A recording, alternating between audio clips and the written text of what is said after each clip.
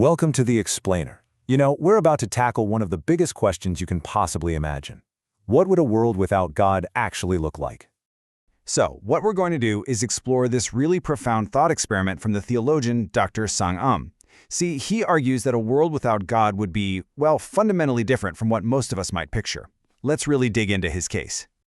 His whole idea is that these huge concepts, truth, our identity, the meaning of life, they're all so deeply connected to the idea of a divine being that if you take that away, they just fall apart.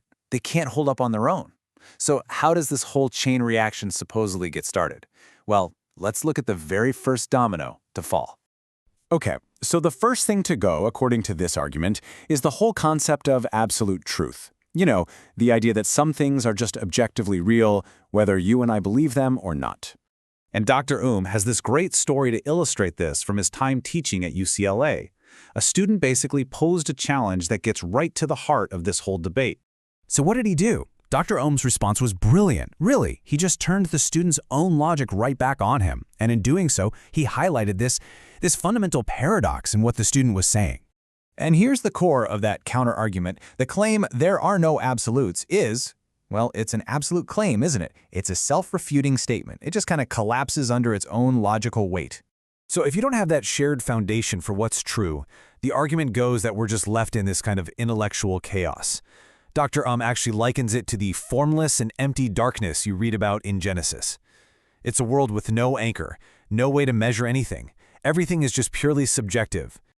Okay, so once that objective truth is gone, it triggers the next crisis. And this one's personal. If nothing is universally true, what in the world happens to our own sense of identity? Who are we? Now, Dr. Argument here is that our identity, who we think we are, is fundamentally relational. And if you think about it, that makes sense, right? We can't really define ourselves in a vacuum. We understand who we are only by our connection to other people. As a son or daughter, a student, a spouse, an employee. But this leads to a really critical question. If we're always defining ourselves in relation to someone or something else, what's the final, ultimate reference point? Where does the buck stop? And from this theological perspective, without God, we can never truly know who we are, because we're missing that ultimate point of definition. All right, so with truth gone and our identities now in question, we arrive at the core human struggle, the big one, the search for meaning and purpose. Dr. tells this really moving story about a woman he was counseling. And listen, she had it all. A family, a career, everything that's supposed to bring fulfillment. But she felt this deep spiritual void. Her words pointed to a crisis that wasn't about emotion, it was about meaning. And he uses this powerful metaphor to explain it, using the names of Adam and Eve's first two sons. See, in Hebrew, the name Cain actually means to gain. But Abel means vapor or futility. So this metaphor, it frames human life as this huge paradox. We spend our lives trying to gain things, right? We're all a bit like Cain.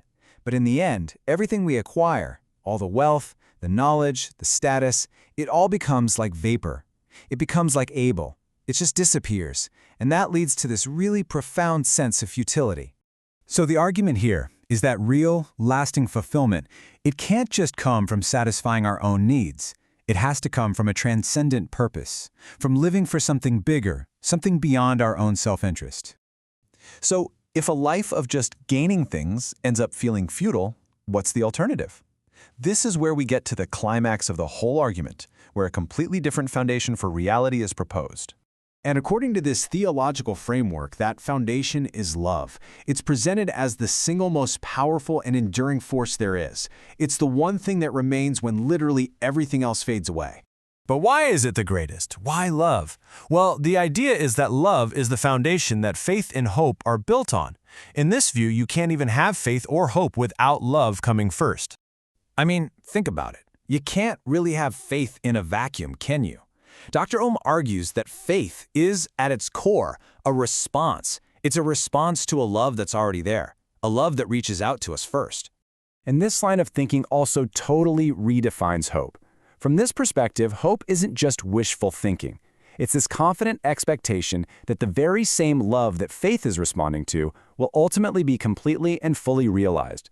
And this right here is presented as the final answer to that whole problem of futility.